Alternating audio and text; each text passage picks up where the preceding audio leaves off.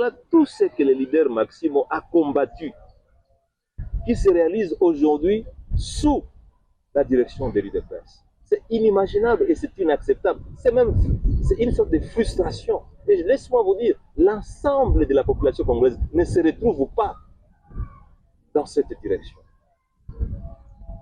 Même à l'époque du président Joseph Kabila, on n'a jamais vu de tels actes ignobles.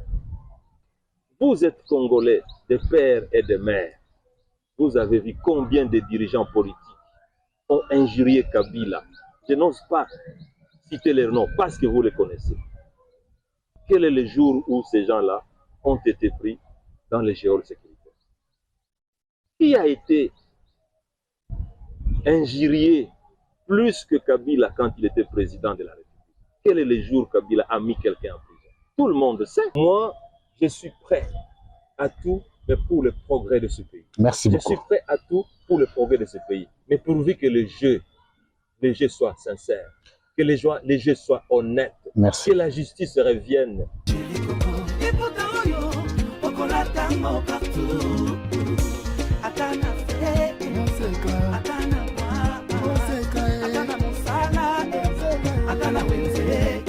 À 3,5, 4,5 ou 5,5 $, le wax de Maman Moseka vous rend inoubliable. Merci de nous contacter. Non à la balkanisation de la République démocratique du Congo. Le Congo restera un et indivisible.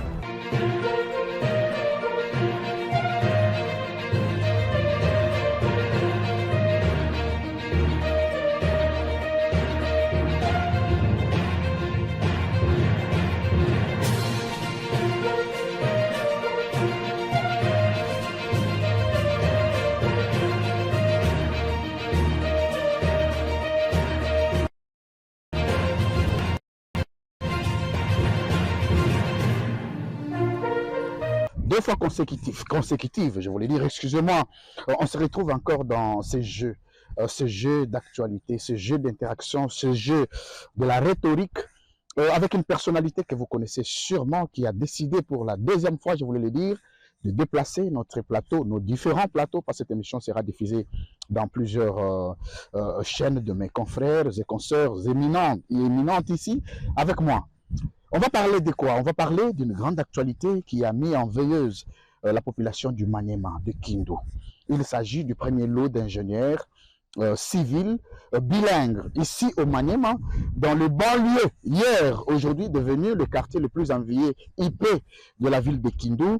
C'est quoi les stratégies? C'est quoi le mécanisme? C'est quoi les tactes sur terrain qui font assez que Kindu aujourd'hui dote à la République des techniciens dignes de ce nom et de ce rang? Bienvenue à vous tous, mesdames, messieurs. Nous ne sommes pas à Kinshasa, nous sommes en direct de Kindu, dans la province du Maniema, qui est tout petit peu considérée comme une province pilote dans l'architecture, dans la beauté, dans aussi la construction.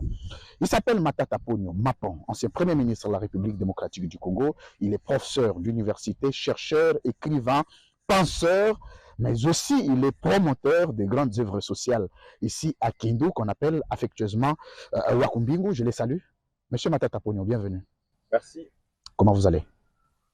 Quand je suis à Kindu, je vais toujours très bien. Merci.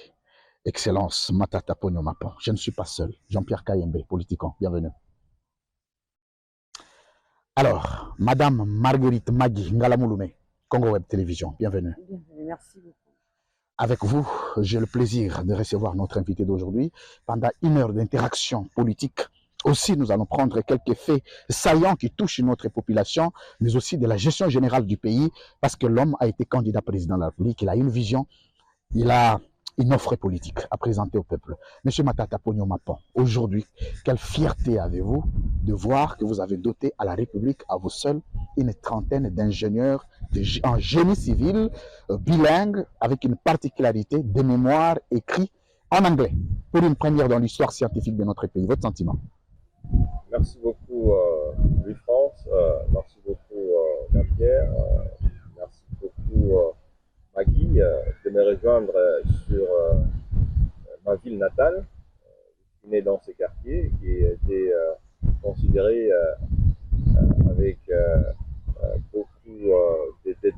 beaucoup de déconsidération comme étant un quartier pauvre, un quartier de délaissés, un quartier de féticheurs. Mais comme vous l'avez dit, il y a beaucoup de valeurs avec l'érection de beaucoup d'œuvres à caractère social, notamment un hôpital, une grande université aux standards internationaux, une école maternelle, une école primaire, une école secondaire. Bref, je crois que c'est avec un sentiment de satisfaction morale, de satisfaction spirituelle, de voir cette université produire une trentaine d'ingénieurs bilingues, vous l'avez souligné. C'est la première fois dans l'histoire de ce pays qu'une université située à l'intérieur du pays puisse produire une trentaine d'ingénieurs venant de l'ensemble du pays, avec une qualité très remarquable, de jeunes brillants qui sont dans la vingtaine, venant de familles pauvres, mais qui ont reçu une éducation de qualité, enseignée par des professeurs venant de l'Afrique, de l'Occident, des professeurs parfois occidentaux, africains, d'autres pays. Dans une université aujourd'hui qui reçoit non seulement des nationaux, mais aussi des étrangers. C'est un sentiment de satisfaction, mais un sentiment de fierté, pas pour moi, mais pour l'ensemble du pays. Parce qu'aujourd'hui, comme vous le savez, en France, le monde est dirigé par le meilleur. Le monde est dirigé par la technologie. Regardez ce qui s'est fait au Moyen-Orient. La guerre, elle est technologique. La guerre, elle est technologique. Le progrès, il est technologique. Et donc, former les ingénieurs en génie électronique, en génie de mines et de géologie, former des ingénieurs constitue un acte de contribution au progrès du pays, au progrès de l'humanité. Vous l'avez vu vous-même, je n'ai rien à vous dire, la satisfaction qu'avait l'ensemble de la population de la ville de Kiev, qui était en communion avec cette première production des ingénieurs. Combien d'années ça vous prend, monsieur l'ancien Premier ministre Matata?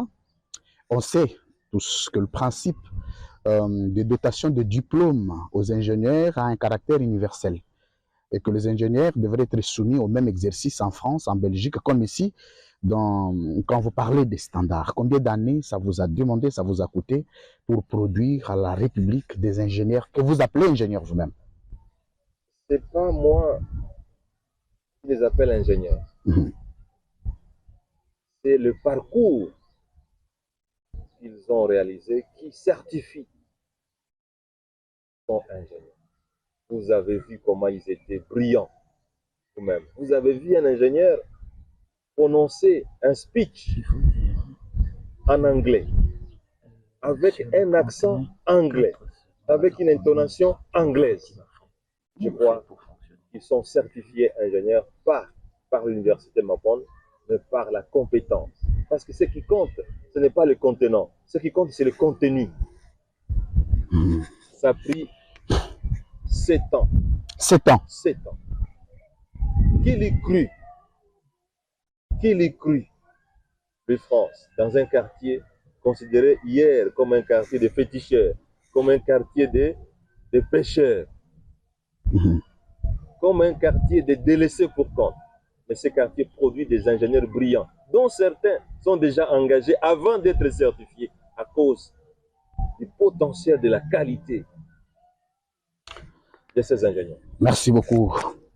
Combien d'années, enfin l'an, les frais académiques reviennent à combien pour le 7 ans, pour ceux qui peuvent faire un petit calcul? Au départ, c'était aux environs de 750-800 $, mais aujourd'hui c'est 350 $. Oh, pendant que le dollar est revu à la hausse, ici, les frais académiques sont revus en baisse. Avec 350 $ par an, vous êtes à mesure de fabriquer un génie. Une particularité qu'on aurait constatée dans la salle, c'est que on a plaidé qu'il y a eu des étudiants qui n'étaient pas en ordre. Quelles dispositions avez-vous prises pour régler la question de ceux qui viennent de la République, notamment des différentes provinces, avec des problèmes de frais. Les fonctionnaires ne sont pas payés. Est-ce qu'avez-vous décidé finalement de payer à leur place ou l'Institut a levé une autre option contraire à ce que j'évoque? La question des fonds, c'est une question de cordonnerie.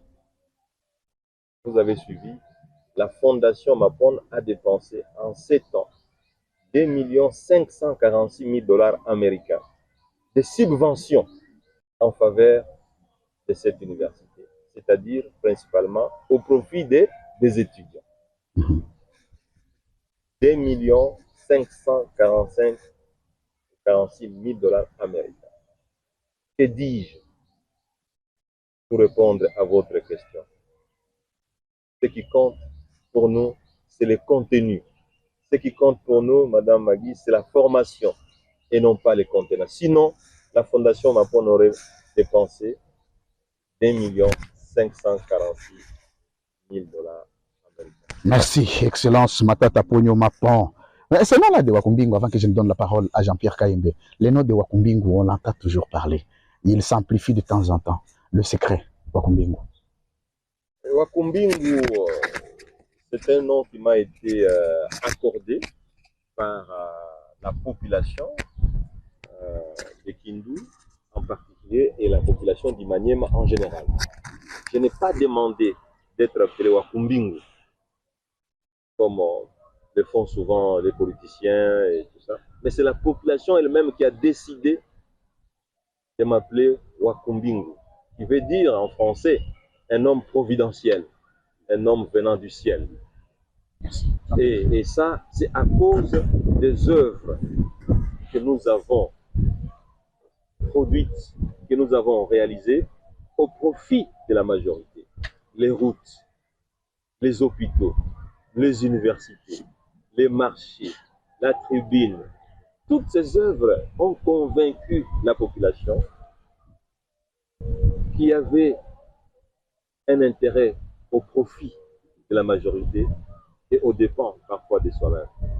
Et la population a donc décidé, en termes de reconnaissance, de me conférer le nom de Wakumbingu. Comme ils ont d'ailleurs aussi donné notre nom, Mwenye Boulongo. Mwenye Boulongo dit, vous êtes propriétaire de rien. Jean-Pierre Kayembe. Bonjour, Monsieur Mapon. Bonjour, Jean-Pierre. Merci de nous recevoir ici, chez vous. Aujourd'hui, tout le monde décrit la baisse du niveau d'enseignement, la qualité qui n'est plus au rendez-vous dans certaines structures d'enseignement. Qu'est-ce qui rassure? Que les ingénieurs formés ici sont les meilleurs. Bon, je n'ose pas donner une autosatisfaction. Mais laissez-moi vous dire. Au départ, ils étaient environ 350 étudiants. Ouais. En préparatoire, vous l'avez suivi, ils ont terminé hier 31 personnes, soit moins de 10%. Ça veut dire... La sélection a été rigoureuse? La sélection a été rigoureuse. Moi-même qui vous parle, Dieu m'entend, et vous pouvez le vérifier. Fondateur de cette université, je n'ai jamais recommandé quelqu'un, ni directement, ni indirectement. Je n'ai jamais approché un enseignant, ni directement, ni indirectement, pour favoriser la qualité. Cette université, Jean-Pierre, c'est une université qualitative et pas quantitative. Si c'était une université quantitative, on aurait recruté les gens en masse. Vous avez suivi ici, nous n'avons reçu aucun dollar de bénéfice sur 7 ans. Bien au contraire, vous avez ajouté 2 500 000. Voilà. D'où vient cet argent? La Fondation Mapon. C'est une fondation caritative. Vous connaissez le rôle d'une fondation.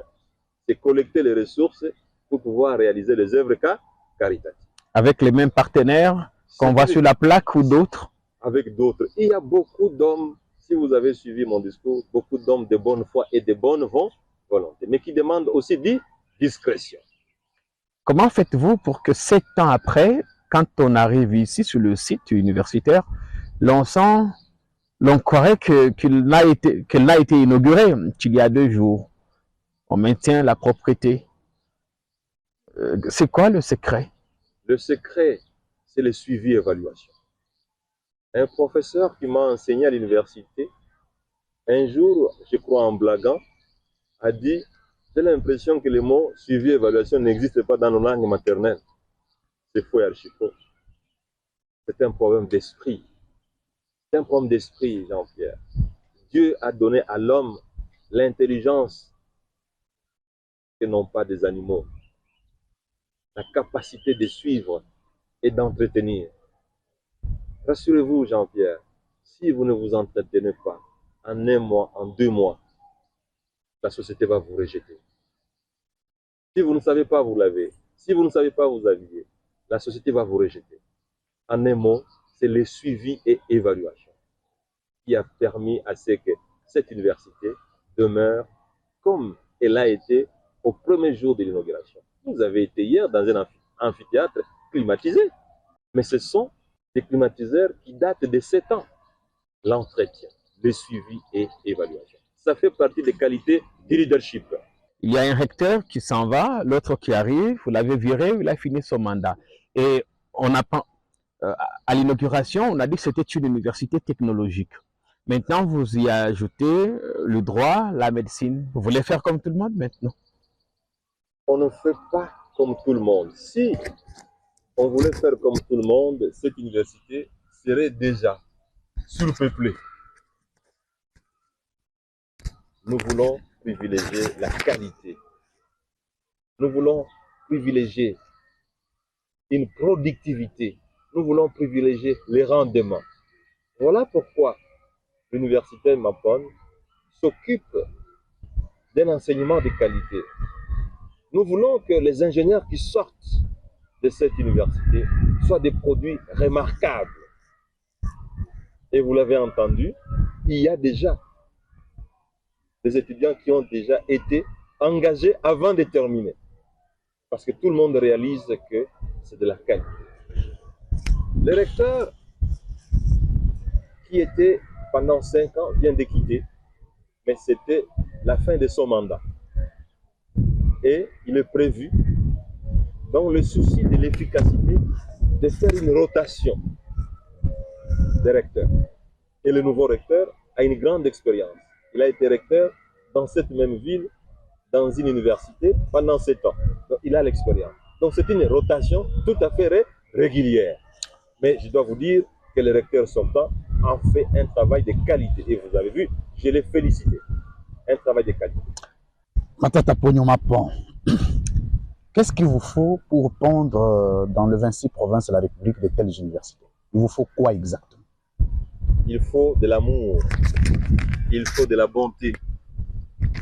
Je vous ai dit, l'essence de la vie, l'essence de la vie, c'est d'être au service des autres. C'est dans la Bible, c'est dans le Coran, c'est dans les livres de bouddhisme. Tous les livres religieux vous disent que pour être heureux, il ne faut pas être heureux seul. Pour être riche, il ne faut pas être riche seul. Il faut être riche ensemble. Il faut être heureux ensemble. Le sens de la vie, c'est d'être au service des autres. Madame Magui. Et il faut donc de l'amour pour dupliquer cette université dans l'ensemble des 26 provinces. Il n'y a aucune province qui est pauvre dans ce pays. Nous sommes pauvres d'esprit. Nous sommes pauvres d'esprit. Monsieur Matata Ponyo, bonjour. Bonjour. Moi, j'aimerais par contre vous présenter les inquiétudes de certains Congolais par rapport à votre attachement à Kindu.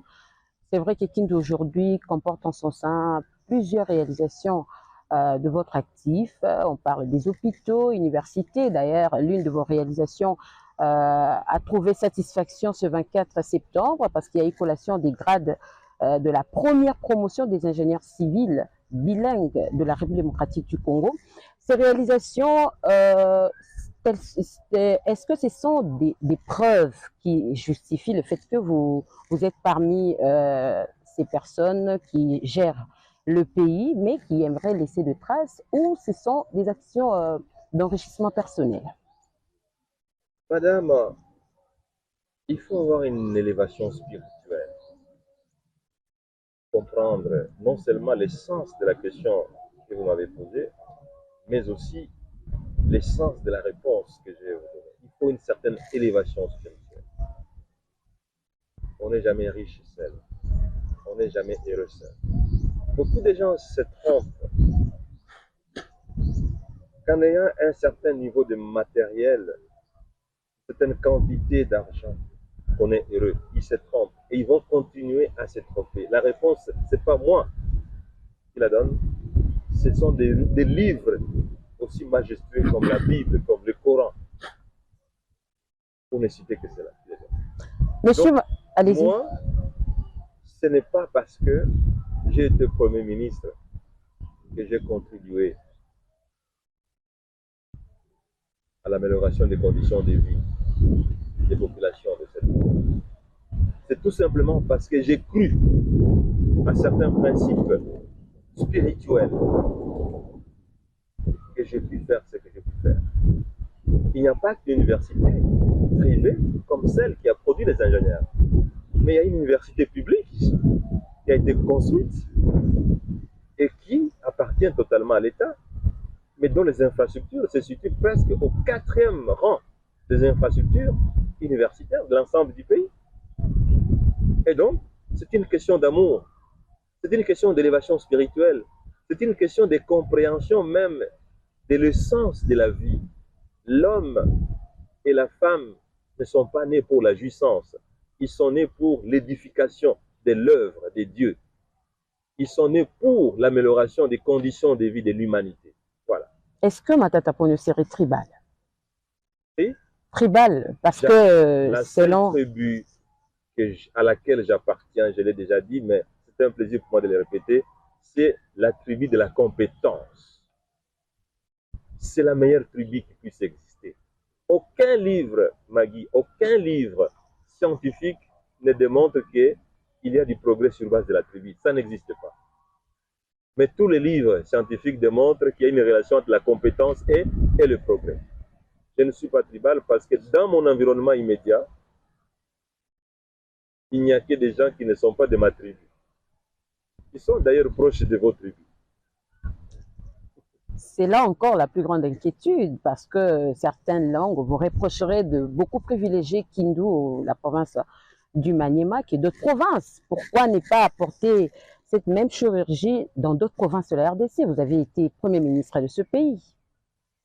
Madame, c'est la désinformation. Vous savez, les politiciens congolais, lorsqu'ils sont en difficulté, ils ne savent pas trouver des réponses pertinentes leur adressées par la population. Ils disent, ah non, c'est parce qu'il est de la province. Mais dites-moi, vous le savez, parce qu'en tant que spécialiste en communication, vous avez l'histoire politique dans votre tête. Est-ce que je suis le seul personnage politique du Maniema à avoir occupé de hautes fonctions? La réponse, même si vous ne voulez pas la donner, elle est non. Avant moi, il y a eu des politiciens de cette province qui ont assumé de hautes fonctions. Après moi, ils sont nombreux. Qu'est-ce qui a été fait avant moi? Qu'est-ce qui a été fait après moi? Vous avez été Premier ministre de la République. Mais ils ont assumé des fonctions parfois plus importantes. Après moi, dans l'ensemble du pays, vous voulez dire que la province du Maniema est la seule qui a eu de Premier ministre dans l'histoire politique de ce pays? Il y a des provinces qui ont eu plusieurs premiers ministres, parfois plus de 10. Mais ici, le Maniema n'a eu qu'une seule fois Premier ministre. Donc, je dois vous dire, ce n'est pas une question d'appartenance. Et puis, laissez-moi vous dire, madame, il y a eu des provinces qui ont bénéficié de plus de financement quand j'étais Premier ministre que la province de Maniema. Dites-moi, est-ce que Transco est ici? Transco n'est pas ici. Est-ce que l'aéroport international d'Njili est ici? Est-ce que Congo Airways est une compagnie du Maniema? Mais les routes goudronnées, vous savez que le boulevard qui quitte le centre-ville jusqu'à l'aéroport. Mais ce boulevard-là a été construit notamment par des fonds publics. Est-ce que ce boulevard se trouve à Kindu? Les bâtiments intelligents. Est-ce que les bâtiments intelligents se trouvent à Kindu? Non. Mais vous savez, quand j'étais Premier ministre, l'université de Kisangani a été réhabilitée. L'université de Lubumbashi a reçu des travaux. Merci. Mais pour ne pas terminer, mais l'université de Mbujimayi, quand j'étais Premier ministre, a reçu quelques financements. L'université de Mbujimayi, allez vérifier. Mais je ne suis pas né à Mbujimayi, dans tous les cas. Merci.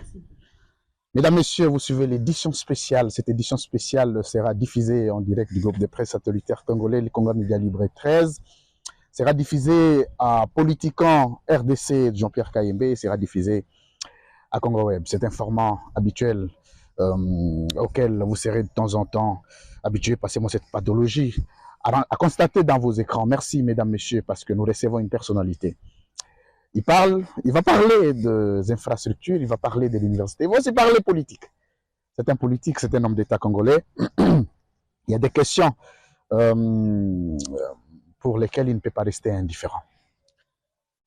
Monsieur Matata Ponyo Mapon, avant de prendre la politique pure, on voudrait vous laisser une minute pour faire un exposé sur l'avenir de ces ingénieurs. Une chose est de répondre dans la société, excusez-moi, et une autre est d'assurer un encadrement pour qu'ils ne soient pas des candidats chômeurs que vous jetez à la société. Quelles sont les garanties que l'université Mapon met en place pour rassurer à ses étudiants que la possibilité de trouver travail est rassurée? La première garantie, c'est la qualité.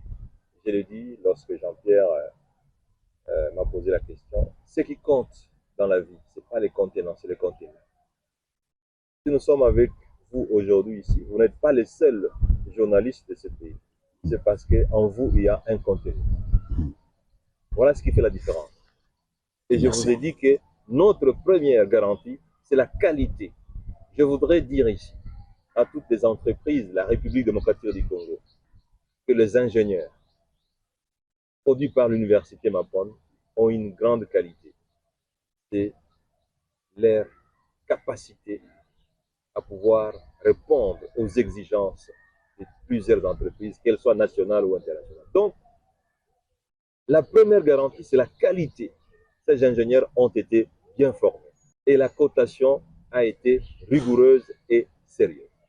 Deuxième point, c'est que nous allons faire le marketing pour que ces jeunes brillants qui sont recherchés soient effectivement engagés. Laissez-moi vous dire, maintenant, là, il y a déjà quelques entreprises qui ont déjà recruté ces ingénieurs. Voilà. Donc, la garantie, parce que vous n'avez pas de garantie, c'est qu'ils sont meilleurs. Voilà. Ils sont bilingues. Vous savez que beaucoup d'entreprises minières ont besoin des ingénieurs qui parlent anglais. Beaucoup d'entreprises internationales de communication ont besoin des ingénieurs qui parlent anglais. Et donc, la RDC, pour la première fois, produit des ingénieurs compétents et bilingues. Merci. Merci beaucoup pour ces mots que nous considérons des clôtures pour ce premier tour de parole. Je voulais dire le premier virage de notre émission, mesdames, messieurs, c'est pour parler politique en ce moment. Monsieur l'ancien Premier ministre Matata Ponyo, maintenant que vous êtes dans votre Kindu natal, la situation politique du pays n'est pas bonne. D'abord, nous allons commencer par une grande actualité politique, celle de la projection d'un dialogue politique. Vous connaissez, le président de l'ECD, Martin Fayoulou, est en train de prôner une cohésion nationale. Il appelle les dignes fils du pays à s'unir pour combattre la situation de l'Est. D'abord, la première question, est-ce que M. Matata Ponyo est-il disposé à prendre part à ces travaux de cohésion nationale? Et si ces cohésions aboutiraient au dialogue national, M. Matata Ponyo est-il preneur au dialogue avec Félix Tshisekedi? Écoutez, ce qui compte, à mon avis, ce n'est pas le dialogue. Ce qui compte, c'est la cohésion nationale. Ce qui compte, c'est le progrès de ce pays. Ce que les gens oublient, c'est que Le mot politique a un sens. Le mot politique vient du mot grec politis. Et politis veut dire être au service des autres, être le représentant des autres. Vous ne pouvez pas assumer des charges politiques, être au profit de vous-même. Vous avez suivi l'ancien secrétaire général de l'IDPS, Augustin Kabouya, pour ne pas le citer, dire que une fois que les acteurs de l'IDPS sont au pouvoir, ils ne s'occupent plus de la population, ils s'occupent de leurs propres intérêts personnels. Ça, ce n'est pas moi, c'est le secrétaire général de l'IDPS, Augustin Kabouya, qui l'a dit. Donc, il ne faut même pas me poser des questions là-dessus. Jean-Pierre Kaembe. Ce qui compte, ce n'est pas d'être au pouvoir. Là, les gens se trompent. Ce qui compte quand vous êtes au pouvoir, c'est d'être au service de la majorité. La politique, c'est la science au profit des autres. Si on peut se résumer de manière banale. Voilà pourquoi nous pensons que nous, ce qui compte, ce n'est pas le dialogue. Ce qui compte, c'est l'esprit du dialogue. Ce qui compte, c'est comme vous l'avez dit, c'est la cohésion nationale. Vous ne pouvez rien faire de France si vous n'êtes pas unis. La meilleure arme, comme vous l'avez dit, c'est la cohésion. La meilleure arme, c'est l'unité. La meilleure arme, c'est l'amour au profit des autres. Voilà la différence. Vous n'êtes pas très direct sur cette question. On vous sent un peu ambigu. Excusez-nous, vous allez peut-être nous éclairer. Ce qui compte selon vous, c'est la cohésion, mais qui peut passer par une sorte de table ronde, par des assises, mais pour parler. La question maintenant, le problème maintenant, à votre niveau, c'est plutôt le terme de référence, l'appellation de ces forums, qu'on l'appelle dialogue, table ronde, ou que sais-je, ou peut-être la qualité de la personne qui prône ce dialogue. Jean-Pierre, je vous connais professionnel. Je vous connais aussi élevé spirituellement. Et je pense que ma réponse était claire. Je vous invite, Jean-Pierre, de vous élever comme d'habitude spirituellement pour comprendre ma réponse. Parce que je n'aimerais pas faire comme tout le monde. Le dialogue, ce n'est pas pour chercher un poste. Le dialogue, ce n'est pas pour le partage du gâteau, vous le savez. Je suis en train de vous élever, parce que je sais que vous avez refusé de vous élever parce que vous voudriez que je réponde comme tout le monde. Non. Nous devons comprendre que lorsque nous marquons le pas, les autres avancent. Nous devons comprendre que lorsque nous reculons, les autres avancent. Nous devons comprendre que lorsque nous cherchons le pouvoir pour le pouvoir, mais les autres cherchent le pouvoir pour la majorité. C'est philosophique, mais c'est profond. Aucune nation n'a fait de progrès sur base de nombre de dialogues. Madame Ali.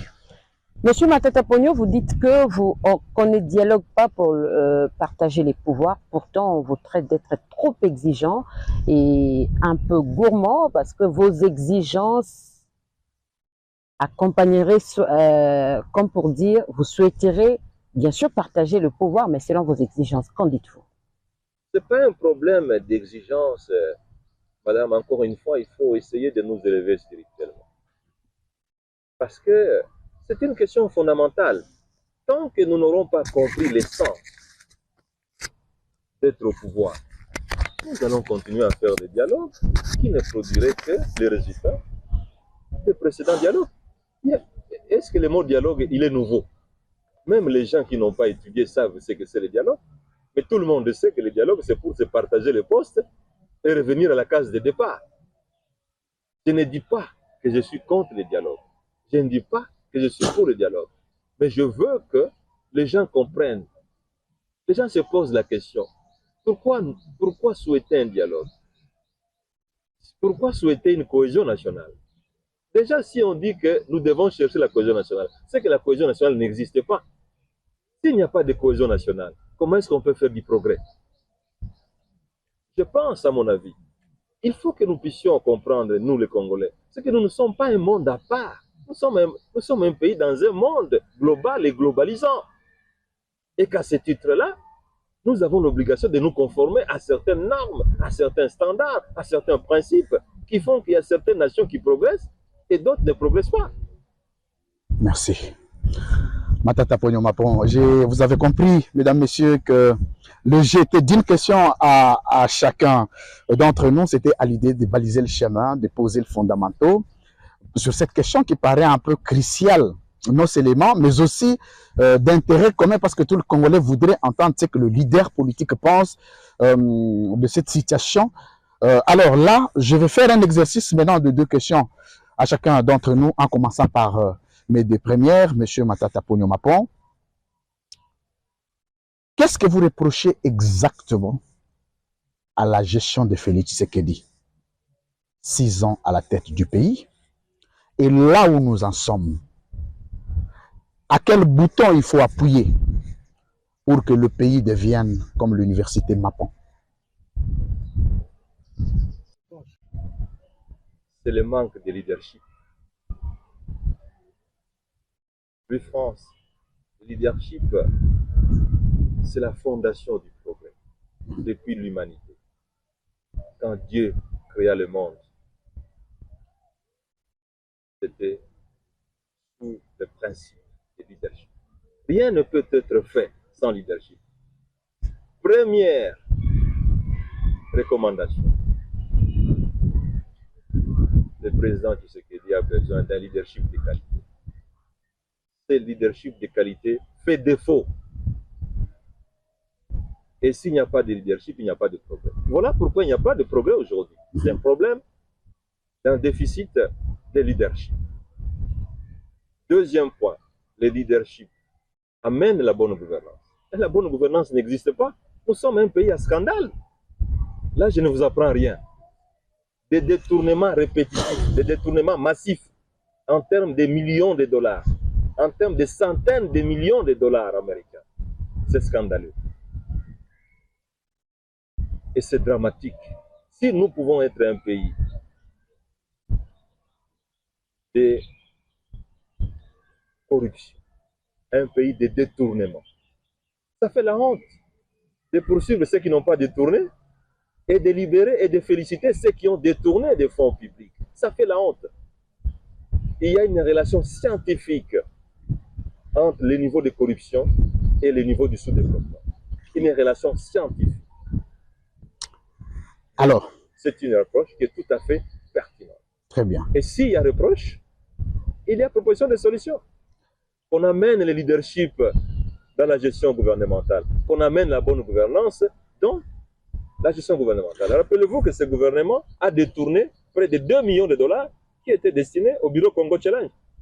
Détournement de 2 millions, près de 2 millions de dollars.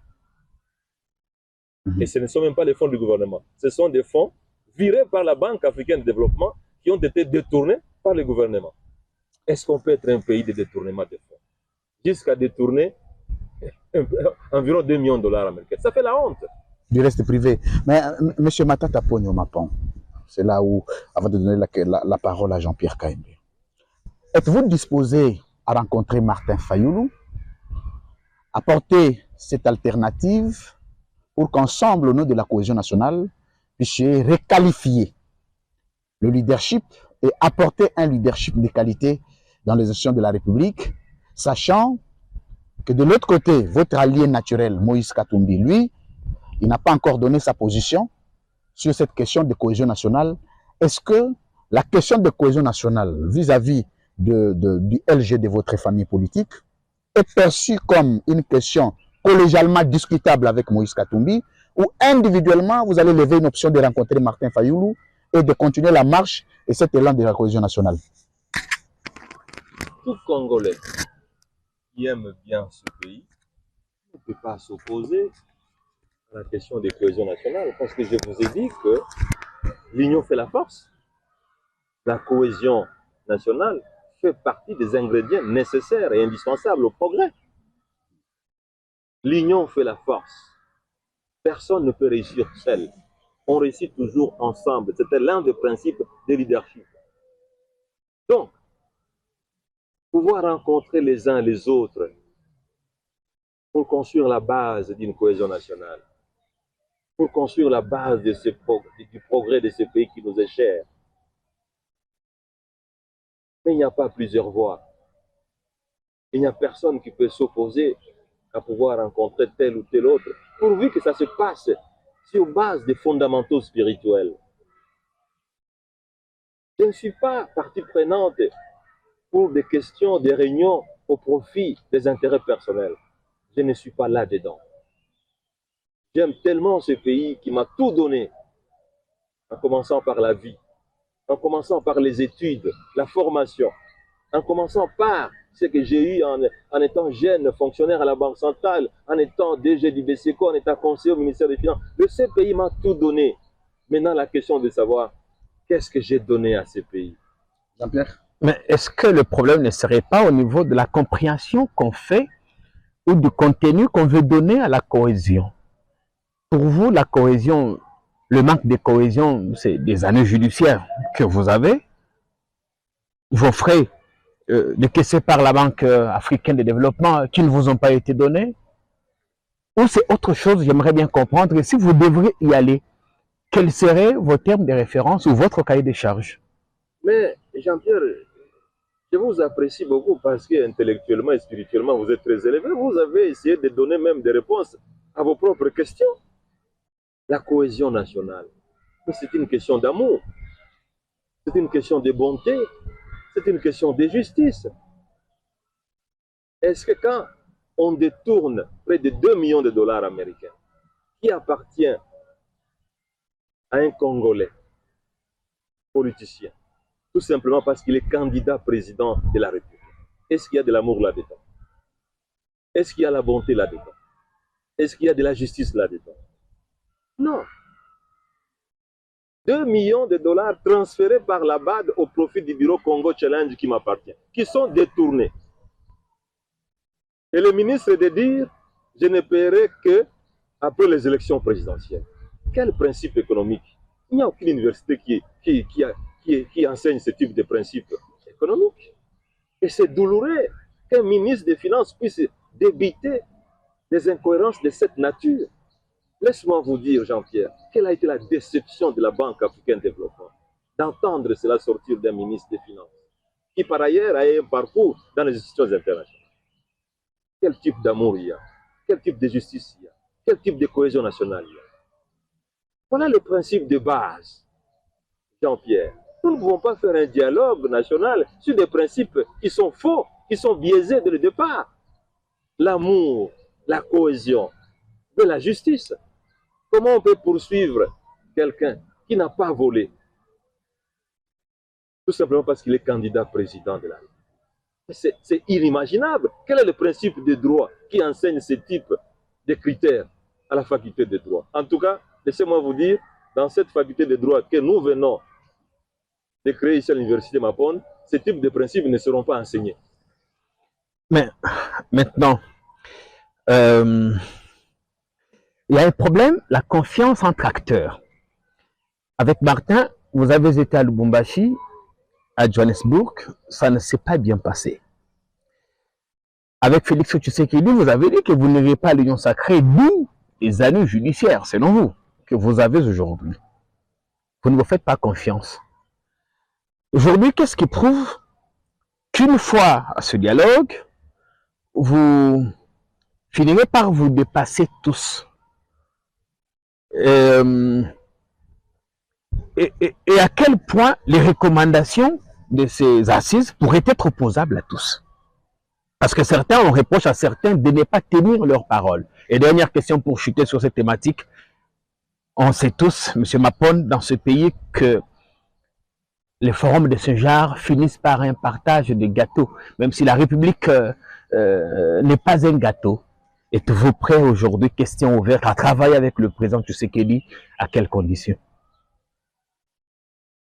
Jean-Pierre, je vous apprécie parce que souvent, quand vous posez vos questions, vous donnez même des réponses à vos propres questions. Ceci prouve que vous avez la hauteur professionnelle, la hauteur scientifique. On ne peut pas faire des dialogues pour se partager des gâteaux. Et c'est ça qui fait que plusieurs dialogues ont échoué. Parce que c'est des dialogues pour partager les gâteaux au profit de soi-même, au profit de ceux qui sont membres de ce dialogue et aux dépens de la population. Et je vous ai dit que le sens de la politique, c'est d'être au service des autres. Il faut que ce dialogue soit au service des autres, pas de dialogue au service de ceux qui participent au dialogue. Voilà pourquoi, Jean-Pierre, je dis, il faut que certains principes fondamentaux soient respectés. Vous avez parlé ici de la confiance. En économie, il y a une relation de cause à effet établie scientifiquement entre la confiance et le progrès. La confiance et le progrès. Une relation scientifique. Pas de relation du type je ne paye pas parce que vous êtes candidat président. Ça, c'est des relations, ça, c'est des démonstrations sociologiques. On peut dire même mystique et métaphysique. Mais ici, je vous parle d'une relation scientifique entre la confiance et le progrès. Bon, maintenant, vous, Jean-Pierre,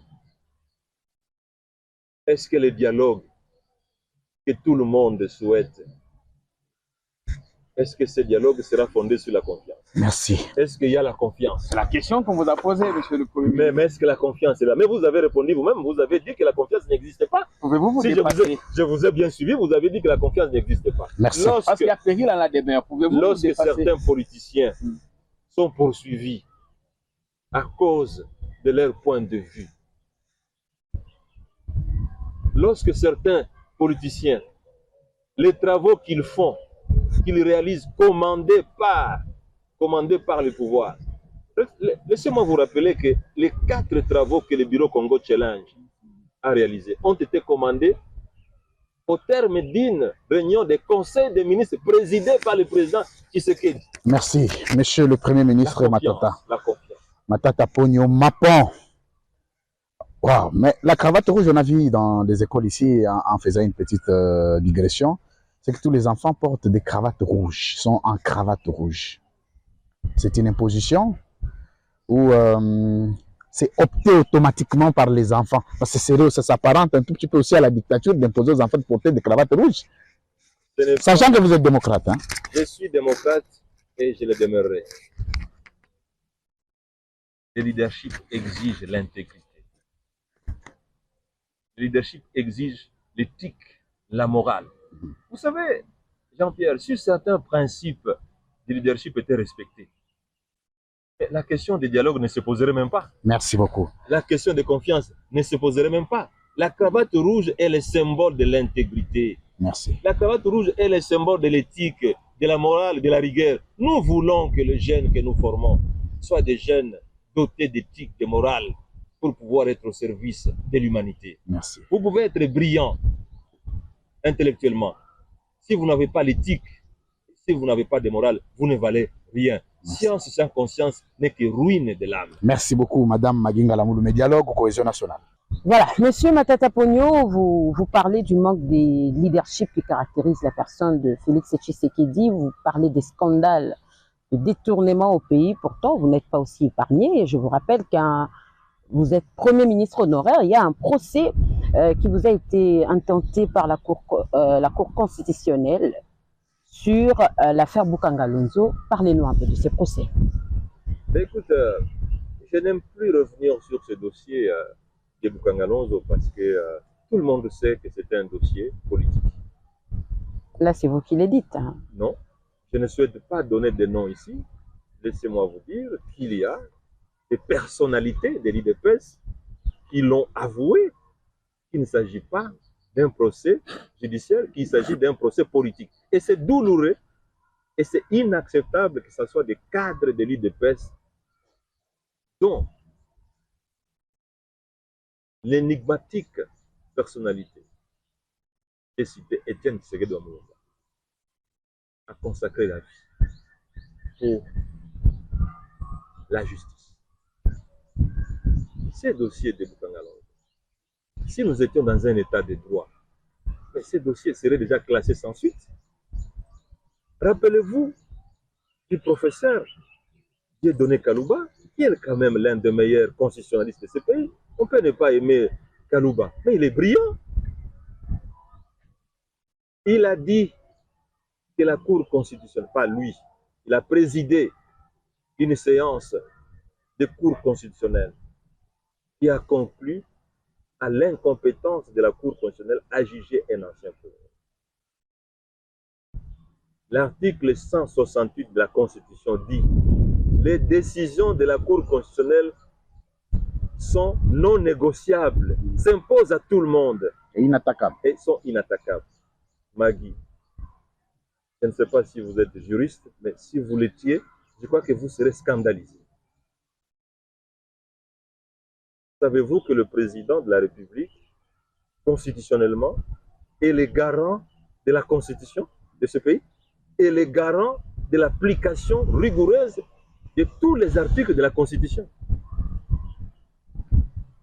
Deuxième élément, savez-vous que le procureur général près de la Cour de cassation a écrit au président de la République pour lui dire, s'agissant du dossier Pangaloso, ça doit être classé sans suite définitivement. Cette lettre-là a circulé dans les réseaux sociaux. Si vous ne l'avez pas, je peux vous la donner. C'est scandaleux, madame. C'est de quoi réveiller Etienne Tshisekedi Mulumba de sa tombe. Comment pouvez-vous fouler au pied la Constitution de la République? Comment pouvez-vous prostituer des grandes institutions comme la Cour constitutionnelle et la Cour de cassation? Parce qu'on veut tout simplement arrêter un candidat président de la République. Non, c'est scandaleux. Avant de poser ma deuxième question, M. Matata Ponyo est toujours allié à Moïse Katumbi ou il fait cavalier seul? Non, nous avons déjà répondu plusieurs fois à cette question. Nous avons dit que notre alliance était une alliance conjoncturelle. Parce que nous avons voulu donner la chance aux candidats de l'opposition de gagner les élections. Jean-Pierre le sait, parce que nous avons été alliés pour donner la chance à un candidat. Laissez-moi vous dire, on n'est pas candidat pour être candidat, on est candidat pour une mission. Nous voulions qu'il y ait l'alternance, que les déficits chroniques de leadership soient remplacés par un leadership de qualité. Mais les élections sont terminées et cette alliance qui était ponctuelle est terminée aussi. Vous comprenez? Donc nous sommes pour le moment tous des acteurs au profit du changement, au profit de la bonne gouvernance, au profit d'un leadership de qualité. Laissez-moi vous dire, il n'y a pas de leadership de qualité. Et je l'ai dit, il n'est pas question d'avoir un premier ministre de telle province, un tel ministre de tel sexe. Il y a nécessité d'avoir un premier ministre qui a un leadership de qualité. On a besoin d'avoir un gouvernement qui a un leadership de qualité. On a besoin d'avoir une gouvernance de qualité. Voilà les éléments qui sont fondamentaux. Voilà les éléments qui sont universels pour qu'un pays progresse. S'il n'y a pas de leadership, s'il n'y a pas de gouvernance, s'il n'y a pas de justice, mais laissez-moi vous dire, vous cherchez des investisseurs. Mais tous les investisseurs, avant de venir, ils doivent se poser la question, est-ce qu'il y a la justice dans ce pays? Est-ce qu'il y a la gouvernance dans ce pays? Est-ce qu'il y a le leadership dans ce pays? Parlons de cette cohésion, M. Matata Ponyo. On vous entend parler sur cette question. On sent que vous êtes frustré au-delà de tout ce qui vous est arrivé avec l'ancien ministre des Finances, Nicolas Kazadi. Et en plus, on sent qu'il y a aussi frustration de part et d'autre parce qu'on entend le président de la République dernièrement, il a parlé que, bon, comme il n'est plus votre allié, Moïse Katumbi est borderline, Joseph Kabila Kabange est en train de préparer une insurrection. C'est-à-dire, de votre côté et de l'autre côté du pouvoir, il y a de frustration. Du coup, on peut conclure qu'il n'y aura pas de dialogue, il n'y aura pas cohésion nationale. Et Madame Magui, vous mettez les doigts sur la plaie. Nous n'avons pas d'autre patrimoine précieux que la RDC. Et laissez-moi vous dire, c'est un pays extrêmement riche. Ce pays a besoin de la cohésion nationale, vous l'avez dit. Jean-Pierre l'a dit, ce pays a besoin de la confiance. Ce pays a besoin de la bonne gouvernance. Ce pays a besoin de leadership. Tous ces éléments font défaut. Un peu d'humilité. Un peu d'humilité. Pour comprendre qu'on n'est jamais riche. Qu'on n'est jamais heureux seul. Qu'on ne peut être riche, qu'on ne peut être heureux que dans la globalité. un peu d'humilité. Et je sais que tous les Congolais sont capables de cet esprit de grandeur pour essayer de mettre leurs divergences à côté et s'unir pour faire de ce pays un pays fort et dont la force et dont la richesse est indispensable pour le progrès du continent. Mais pour ça, il faut savoir s'élever.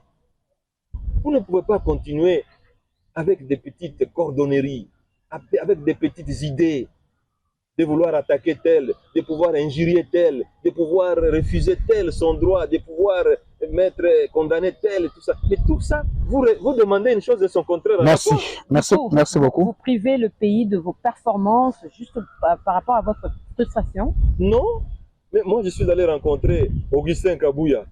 Si j'étais suffisant, je n'allais pas les rencontrer. Vous comprenez? Merci. Moi, je suis prêt à tout, mais pour le progrès de ce pays. Merci beaucoup. Je suis prêt à tout pour le progrès de ce pays. Mais pourvu que le jeu soit sincère, que les jeux soient honnêtes, merci. Que la justice revienne. Voilà. Augustin Matata Pogno Mapon. C'était un très bon exercice. De temps en temps, vous recevoir est un plaisir pour nous. Nous sommes arrivés pratiquement au dernier virage de cette émission. Il y a une question qui traverse nos esprits. Nous ne pouvons pas vous laisser aussi distants vis-à-vis de cette question qui vous touche directement. C'est votre ancien allié.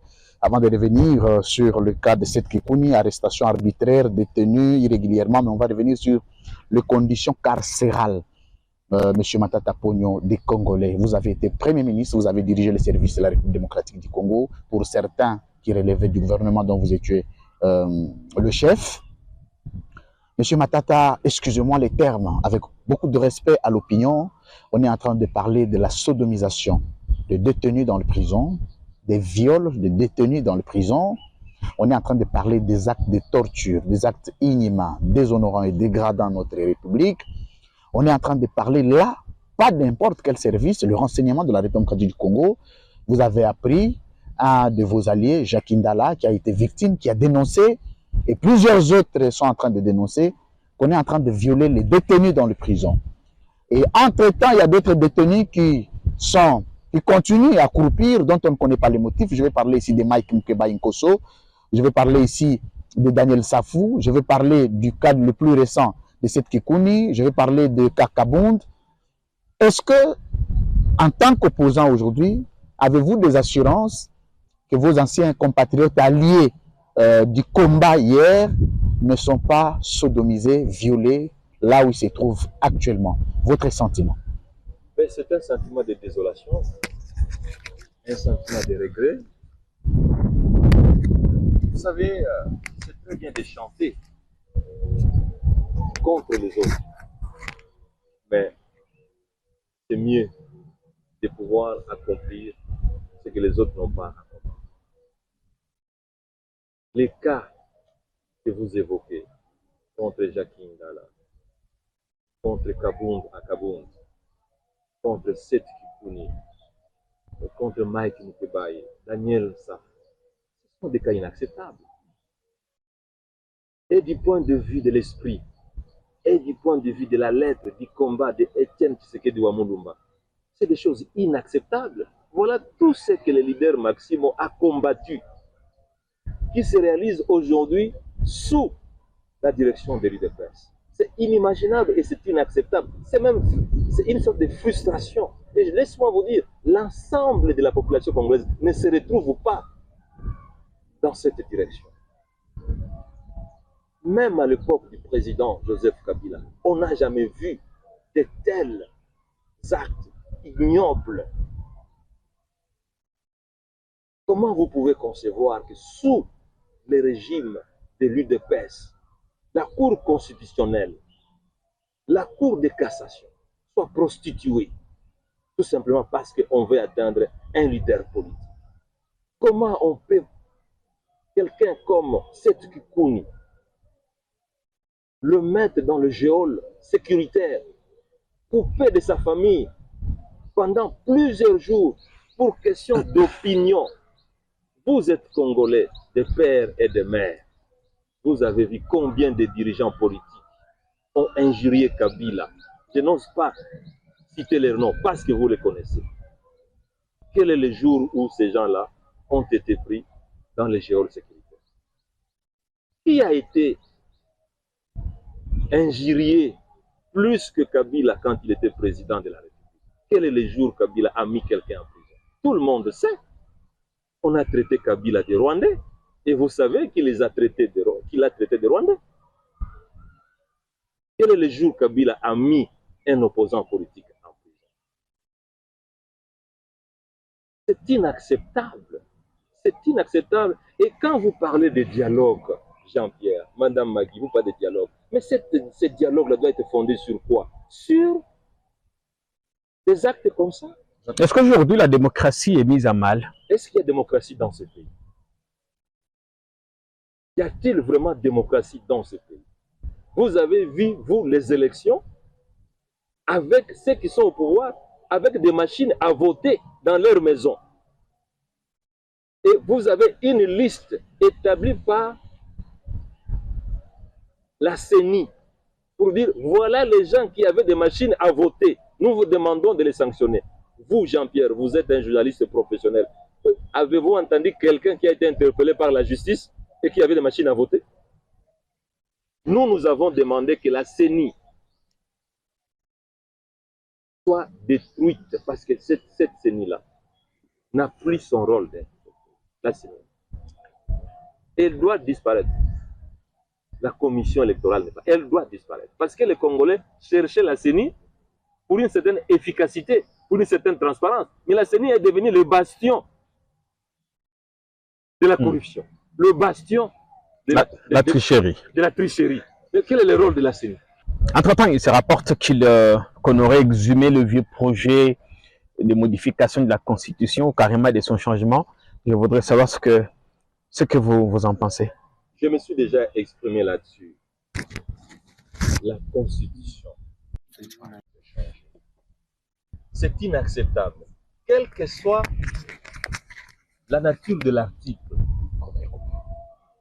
Jean-Pierre, il y a des pays qui ont des constitutions qui ont déjà fait plusieurs siècles sans être changées.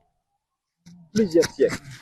Madame Magui, rapidement pour terminer, dernière question. Monsieur Matata Ponyo, tout a été dit au cours de cette émission, mais j'aimerais savoir, qu'est-ce qui reste à faire pour sauver ces pays? Vous êtes Congolais.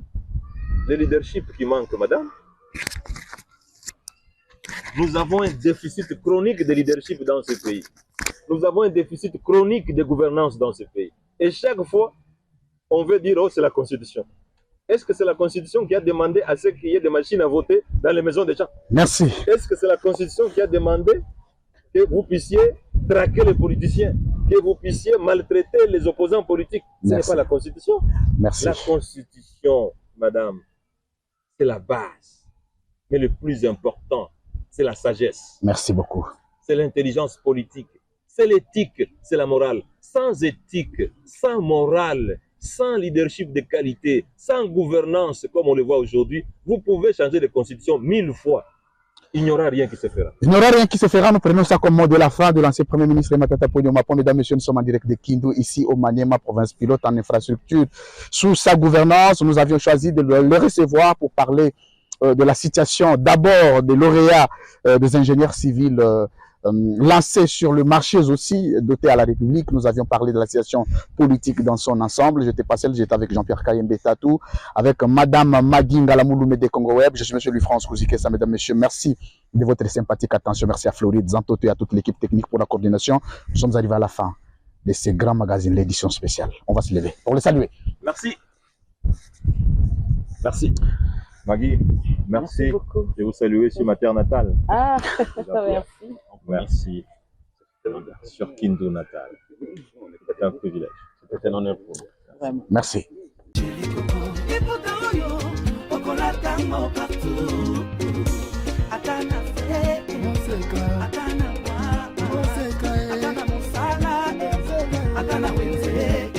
À 3,5, 4,5 ou 5,5 $, le wax de Maman Moseka vous rend inoubliable. Merci de nous contacter. Non à la balkanisation de la République démocratique du Congo. Le Congo restera un et indivisible.